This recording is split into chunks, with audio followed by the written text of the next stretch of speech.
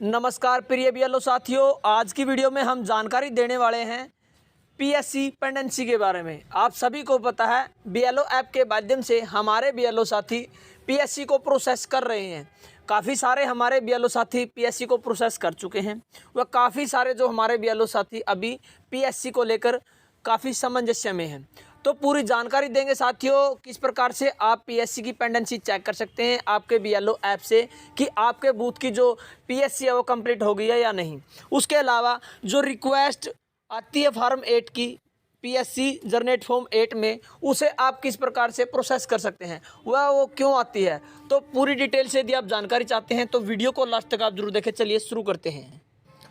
तो इस प्रकार सबसे पहले आपको अपना बीएलओ ऐप लॉगिन करना है। उसके बाद आप पीएससी के ऑप्शन पर चले जाएं। यहां आप क्लिक करेंगे तो आप देख पाएंगे 3 ऑप्शन आपके सामने आते हैं। पहला है पीएससी आइडेंटिफाइड, दूसरा है चेकलिस्ट सबमिशंस, तीसरा है जनरेट फॉर्म 8 रिक्वेस्ट। अब तीनों के बारे में आपको बता दें, पीएससी आइडेंटिफाइड में केवल आपको पीएससी की जो डिटेल है वो दिखाई देती है और चेकलिस्ट सबमिशन में आप इसे प्रोसेस कर सकते हैं। यदि आप जानना चाहते हैं कि आपकी जो पीएससी है उसके लिए आपको क्लिक करना है चेकलिस्ट सबमिशन पर। यहाँ आप क्लिक करेंगे तो 2 ऑप्शन आपके सामने आ जाते हैं, पेंडिंग और कंप्लीटेड।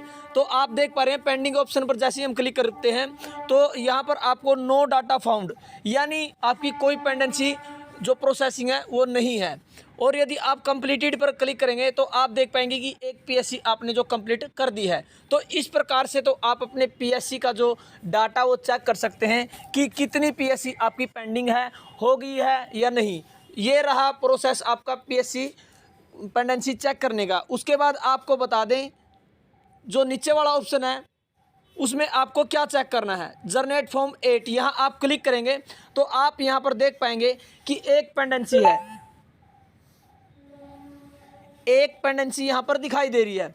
वो क्यों आती है, जैसे ही हमारे बीएलओ साथी एक पीएससी को प्रोसेस करते हैं और वहाँ पर एक कैंडिडेट की जो फोटो है वो चेंज करने के लिए पीएन ऑप्शन पर क्लिक नहीं करते, केवल वहाँ पर जो फॉर्मेट ए अपलोड करने का ऑप्शन होता है वहाँ पर मतदाता की जो नई फ़ोटो वो अपलोड कर देते हैं और उसे इसी प्रकार से जो फाइनल सबमिट कर देते हैं, जिस कारण से वो पीएससी प्रोसेस तो हो जाती है लेकिन उसका जो फार्म 8 है वो जनरेट नहीं हो पाता है। और जैसे ही आपकी पीएससी इस प्रकार से फॉर्मेट ए में आप फ़ोटो अपलोड करेंगे और ईआरओ पर चली जाती है तो वहाँ पर ईआरओ के द्वारा चेक होता है कि फ़ोटो अपलोड की गई है लेकिन सही तरीके से फार्म 8 जनरेट नहीं हुआ है।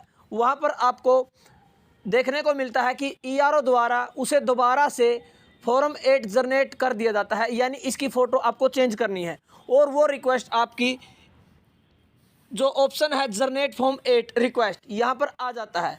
यह केवल पीएससी के केस में आपको देखने को मिलेगा और इसे भी आपको प्रोसेस करना है। जब तक आप इसे प्रोसेस नहीं करेंगे तो आपकी जो पीएससी हुआ इसी प्रकार से पेंडिंग दिखाई देगी। आपको बार बार ईआरओ की ऑफिस की तरफ से भी कॉल आ रहे हैं कि जो आपकी पीएससी आप प्रोसेस कर दें, लेकिन जैसे ही आप चेकलिस्ट सबमिशन में देखेंगे तो आपकी जो पेंडेंसी है वो 0 है। लेकिन आप नीचे वाला ऑप्शन भी चेक कर लें कि कहीं आपने गलती तो नहीं कर दी है पीएससी प्रोसेसिंग में, कहीं आपका जो फार्म 8 है वो जनरेट तो नहीं किया गया है।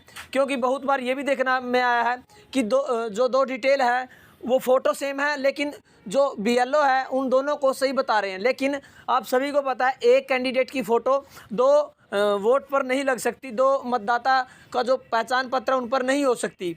तो यहाँ पर गलती कर देते हैं और उसे प्रोसेस करने के लिए बस केवल जो ओके बटन पर क्लिक करके और फीड कर दिया जाता है, जिससे जो पीएससी का निस्तारण है वो अच्छे से नहीं हो पाता है। और वहाँ पर ईआरओ जैसे ही चेक करते हैं तो दोनों फ़ोटो सेम होने की कंडीशन में वो अपने लेवल के हिसाब से अपने हिसाब से वहाँ पर फार्म 8 जनरेट कर देते हैं और दोबारा से बीएलओ के पास जनरेट फॉर्म 8 की रिक्वेस्ट चली जाती है। तो उसको किस प्रकार से आपको वेरीफाई करना है, तो हमने जो जनरेट फॉर्म 8 रिक्वेस्ट है उस पर क्लिक किया तो आप देख पा रहे हैं यहाँ पर पेंडेंसी दिखाई गई है, अनिल कुमार से ये डिटेल है। यहाँ पर आप क्लिक कर दें। उसके बाद आप देखेंगे कि इनकी फ़ोटो जो गलत है, यहाँ पर जो दूसरा जो कैंडिडेट था उसकी फ़ोटो सही थी तो उसका जो पीएससी का निस्तारण हो चुका है। लेकिन यहाँ पर जो पीएससी है उसका फार्म 8 जनरेट करना है, जनरेट की रिक्वेस्ट आपके पास आ चुकी है। केवल यहाँ पर आपको अपलोड फोटोग्राफ के ऑप्शन पर क्लिक करके इनकी जो सही फ़ोटो है वो अपलोड कर देनी है, जो कि आपने फॉर्मेट ए में अपलोड की थी। बहुत सारे बीएलओ साथी ये गलती कर रहे हैं, तो आपको सभी को पता इस तरीके का कि किस प्रकार से आपको फ़ोटो अपलोड करनी है। टेक फ़ोटो पर भी आप क्लिक कर सकते हैं, चूज इमेज गैलरी से भी आप यहाँ पर जो फ़ोटो अपडेट लगा सकते हैं। तो हम यहाँ पर फ़ोटो अटैच कर देते हैं गैलरी से। यहाँ पर आप फ़ोटो अच्छे से लगाएं, उसके बाद आपको टिक निशान पर क्लिक कर देना है। तो जो पीएससी में मतदाता की फ़ोटो गलत थी वो इस प्रकार से अपडेट हो जाती है। उसे आप प्रूफ फॉर्म 8 के ऑप्शन पर क्लिक करके चेक कर सकते हैं। फॉर्म 8 इनका अप्लाई हो जाता है और जो नई फ़ोटो है आप देख पा रहे हैं यहाँ पर जो जनरेट हो जाती है। उसके बाद आपको जनरेट फॉर्म 8 पर क्लिक कर देना है। जनरेट फॉर्म 8 रिक्वेस्ट सक्सेसफुली, तो यहाँ पर जो फॉर्म 8 की रिक्वेस्ट है वो जनरेट हो जाती है और जो आपके पास रिक्वेस्ट आई हुई थी वो प्रोसेस हो जाती है। तो अब आप देख पाएंगे कि आपकी जो पेंडेंसी है चेकलिस्ट में भी 0 है। और उसके बाद जैसे ही आप जनरेट फॉर्म 8 के ऑप्शन पर क्लिक करेंगे तो यहाँ पर कोई पेंडेंसी नहीं है। कंप्लीट में आप चेक करेंगे तो जो फॉर्म 8 है वो जनरेट हो चुका है। तो काफ़ी बार हमारे बीएलओ साथी इस प्रकार की गलती कर देते हैं जिनसे उनकी पेंडेंसी शो हो जाती है और बार बार यदि हम कॉल करते हैं तो वो बताते हैं कि हमने प्रोसेस कर दिया है, लेकिन वो इस प्रकार की गलती के कारण उनका जो फॉर्म 8 है जनरेट हो जाता है और वो उसे प्रोसेस नहीं कर पाते हैं। और दूसरी जो पेंडेंसी का कारण है वो है जैसे ही एक एंट्री 2 बूथों में होती है तो एक बीएलओ उस पर अपना रिमार्क्स दे देता है, लेकिन जो दूसरा बीएलओ है वो अपना रिमार्क्स नहीं देता है। तो जिस कारण से वो पेंडेंसी ऐसे ही शो हो जाती है और जो बूथ नंबर है वो इसी प्रकार से दिखाई देता है कि इस बूथ में जो पीएससी है वो पेंडिंग है। तो आप केवल अपने बूथ की पेंडेंसी ख़त्म कर दें, दूसरे बूथ की पेंडेंसी दूसरा बीएलओ अपने आप ख़त्म करेगा। तो ये प्रोसेस आप ध्यान रखें जो हमने इस वीडियो में बताया है। तो साथियों, इस प्रकार की यदि कोई और गलती है, यदि आप जानना चाहते हैं तो आप हमें कमेंट कर दें, नई वीडियो के माध्यम से आपको बता दिया जाएगा। तो वीडियो कैसी लगी कमेंट में ज़रूर बताएं।